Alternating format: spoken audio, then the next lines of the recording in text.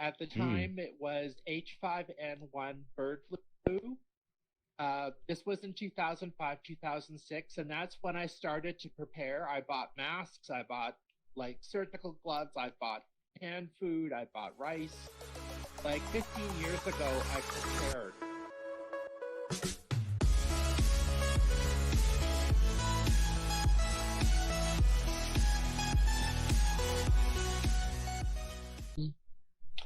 I guess we can call it in 3, 2, 1, and we're live. Cool. Hello, everyone. Welcome to Endgame. Today, we're going to be talking about how we're all coping with the coronavirus. Welcome to the show. Awesome. Thank you. Thank you. So right now, it's just me hosting this. Hopefully, Eve will be in. We had some technical difficulties, and Ghoster is also going to be here, too, which is great. And yeah, welcome everyone. So this is Endgame, where we talk about different topics and things like that, kind of serious topics or intellectual discussions about the future and things like that. And so about a month ago, we had our show on the coronavirus, and we had Deadly come in, who's a biologist, and talk about their predictions about how things might spread and things like that. And today we're talking about what's going on with everybody and how they're experiencing things. Obviously, it's kind of continued to advance, and it's affecting pretty much everyone's lives all around the world. And we want to hear about your experiences and kind of talk about things like, and people, there's physical things like how people are kind of isolating themselves or trying to protect themselves. There's the psychological stuff of the stress, and also, trying to navigate the situation of uncertainty. I think we all know that we're living through a really intense thing right now. 2,000 years later. 1,000 cases in Canada. Total, over 1,000 now. I should explain that 15 years ago, I first began preparing for a potential pandemic. At the time, it was H5N1 bird flu. This was in 2005, 2006, and that's when I started to prepare. I bought masks, I bought like surgical gloves, I bought canned food, I bought rice. Like 15 years ago, I prepared, and then what was really scary about H5N1 bird flu was that it had a 60% death rate. But the good news is that it was really, really bad at human-to-human transmission, so it burned out. Yeah. So I just basically kept all my stuff. And January 24th, when there were only about 1,000 cases in China, I made a $50 bet with my best friend that we were going to have a pandemic. He thought I was completely wrong. Unfortunately, we all know what happened. Yeah. So in the back of my mind for the last 15 years, I've always known this was a possibility. But one of the things, and I had like, I went shopping like crazy in February to basically build up my preparations for this. Yeah. I have discovered that you can be as physically and logistically prepared as you can be for this, but if you're not emotionally and mentally prepared for this, you're still gonna struggle. And I am somebody that has a history of mental health issues. I have lifelong clinical depression that I am under treatment for. And I am really struggling with anxiety and depression right now. And I really needed to be here today because I haven't left the apartment since Monday when I did the last of my grocery shopping. Yeah. And this to me is being in a group. To my brain in a VR headset, it feels like I'm part of a crowd. And I am missing this so much because I live by myself in my apartment. And I am also really worried for my parents who are in their 80s. And there are times when I am just not doing very well right now. Yeah, well, thank you for sharing. I mean, how many people are experiencing anxiety about this situation? There's a thumbs up or thumbs down if you're feeling anxiety about the situation. Thumbs up I'm just for curious. anxiety. Yeah. Maybe not sure. Okay. So it seems like a slight majority of people are feeling anxiety. Also, thank you for sharing, Ryan. And I'm definitely feeling anxiety about my parents as well. I think that's a big. How many people are concerned about their parents in this epidemic too? Thumbs up or thumbs down if you're concerned. Maybe your parents are younger or don't have so many health conditions or something. But Okay, interesting. Yeah, because we're younger, and you see these articles, at least in the United States, about people are going on spring break and they're like, "Oh, I'm fine," and stuff like that. And it's just like, what's happening is that people can actually come home and end up killing their family, basically, if they are out. So it's a little bit scary. Actually, not all of us are younger. I'm actually 56. Yeah. And I have several underlying health conditions that would make me probably have a severe reaction if I were infected with this coronavirus. So I am very concerned about possibly catching this, which is one of the reasons why I started working from home as of Monday. Okay. Well, thank you for sharing. Yeah, I think it's good to take precautions of social distancing and stuff. Boyd, did you have a quick comment on that before we go to Deadly? Yeah, basically I have the similar issue where, I'm kind of afraid if, I catch it because I have a heart disease that can make me more susceptible to worse symptoms. Yeah, so pre-existing conditions are kind of scary for people. And there's some unknown, too. We don't know exactly what the pre-existing conditions are, too. So I think that there's some fear for ourselves as well, not just our parents, which I think is important to acknowledge. Deadly, do you want to come up? Yeah, I think my worst experience so far with the coronavirus outbreak is I know I myself am not part of any risk group. I'm well protected. I'm actually working with the virus every day. I'm currently oh wow. I've been drafted for extra duty in a biolab to basically run the tests and to analyze the tests. Wow. Well, thank you for, you're one of the people putting yourself at risk for, all of us, basically. So, yeah.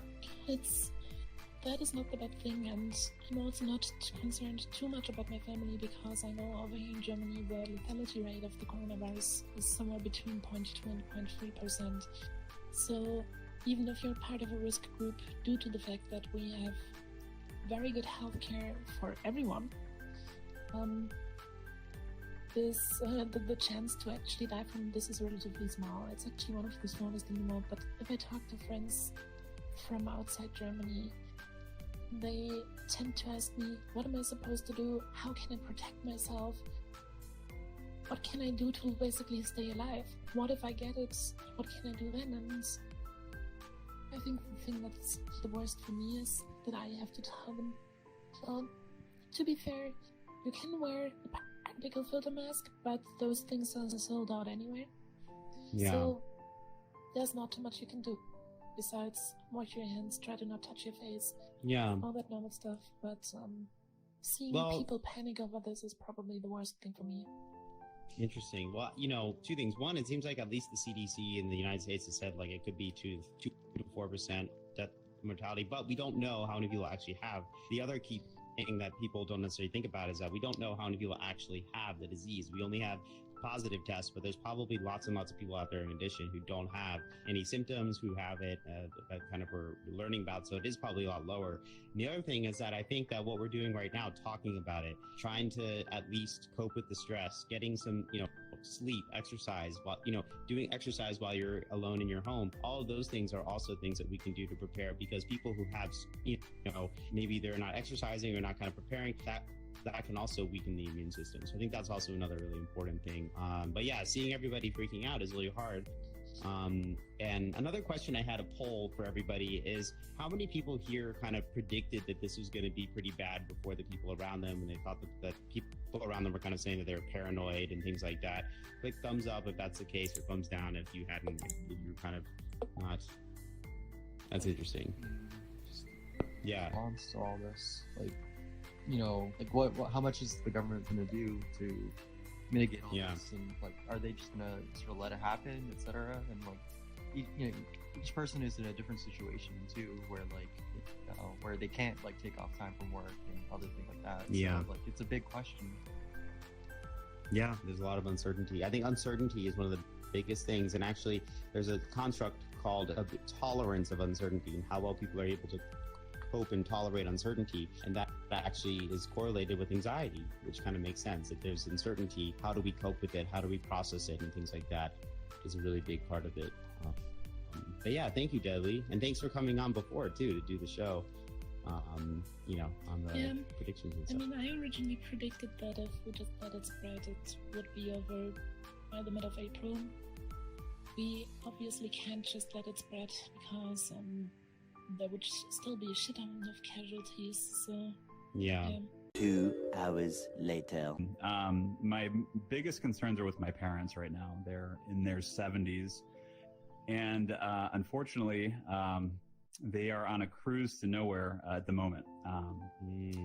So they went on vacation right about New Year's, and they spent the first half of the vacation in New Zealand, vacationing out there. And then their plan to get back was to take a cruise through French Polynesia. And so that's what they did. They hopped on a boat through Holland, America in February. And they've been at sea for, I think it's somewhere between 20 and 30 days. Wow. And they've not been able to go to any ports. Each port has been turning cruise ships away. So they've not been able to go to port in all of the destinations they plan to go to, French Polynesia. And most recently, their plan was that they would get off in Hawaii to go into Hilo, and they were turned away there. And then, so they went to Honolulu. The ship eventually was allowed to port, this was just yesterday, to go into port in Honolulu. But unfortunately, the Department of Transportation of Hawaii, the governor, Tulsi Gabbard, they all said that they can only resupply and refuel, and then send them on their way.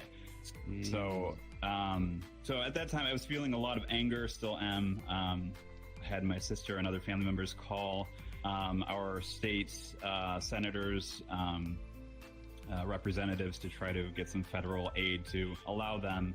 There were 500 U.S. citizens on the boat. It's perfectly healthy, no coronavirus on the ship, but Hawaii made the decision to turn away U.S. citizens. They did allow Hawaii citizens to disembark, but not any of the other U.S. citizens on board. So right now they are back at sea. I think they leave, they have to be out of port today, and they'll be back at sea, and it's unknown if they'll be able to port anywhere else. Their next destination, their next try is for San Diego, and hopefully San Diego will allow the ship to come to ports and then allow the passengers to disembark. So it's a very frustrating situation. I think there's a lot of negativity about people on cruise ships based on what happened with the Diamond Princess. People are saying, oh, why would anyone get on a cruise ship right now? Yeah. But my folks were at a time where it was unknown if it was really going to turn a corner and get really bad. So it's frustrating. It's, just scary for them, I'm sure. They just want to get off the boat, and they're stuck kind of out at sea. But wow. Well, that's really scary. I mean, at least they have, at least they're able to get supplies and things. And does anyone on the boat have coronavirus, or? No, it's no one's ill on the boat. There's no coronavirus, which is the maddening part about the fact that they wouldn't let the passengers disembark. There was, passengers from Australia on the boat. They want to go home. And so all of these people are kind of held hostage at the moment, just having to take off.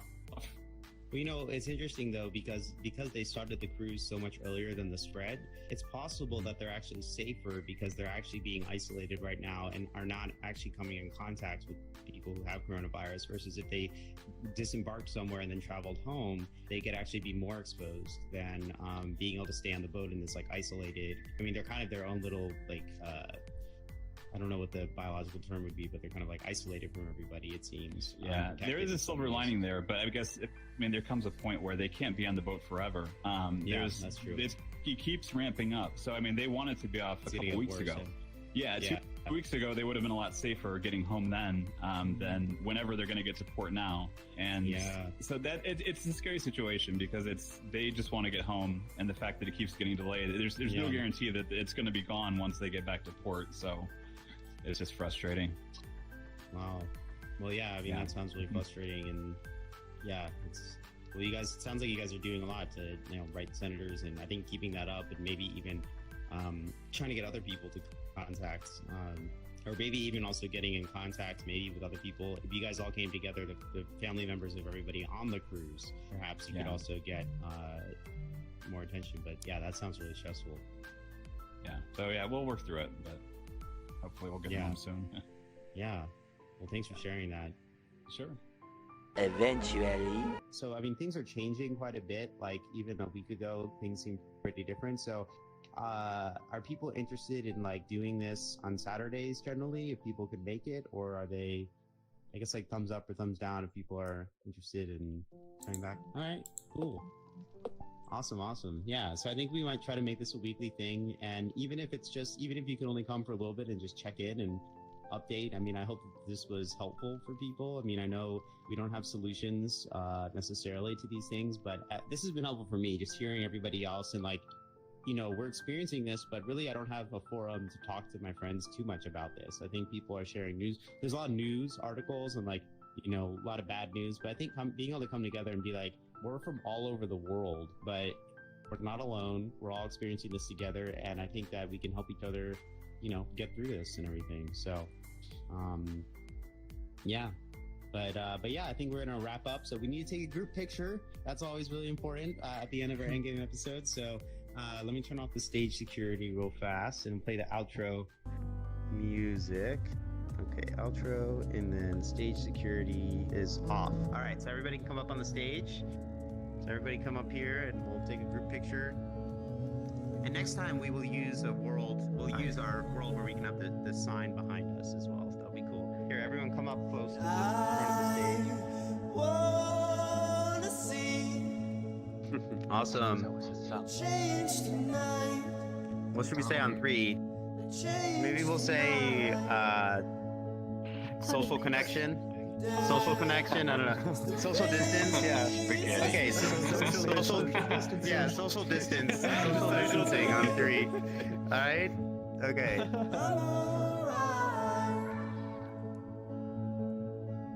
Social distance. Hey. Awesome. Thanks, guys. Maybe next time we can do elbow bumps. We can do elbow bumps. Yeah. Yeah, no. Thanks, Noah. Yeah. Thanks, guys. Hopefully see you next week. From all of you. Yeah. Will it be the same time next week, do you think? I think so, yeah. So that European that'd be friends amazing. and Asian friends can join. Yeah, brilliant. Yeah. We don't care about Canadians, though. There's only the United States, so. I'm kidding.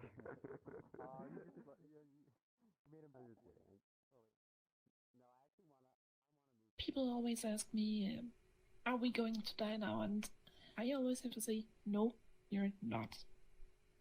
Yeah. Period. At least the thing that we're doing right now, and that the reason why we take so big measures is because we're facing this virus that has a reinfection, the spread rate that is far beyond everything we've ever seen. Corona is not dangerous because of its symptoms. Corona is dangerous because it's so contagious. And that's why we take this these big measures, at least until we have a medicament that helps against it. Yeah, I completely agree. I think Corona has the potential to bring people together.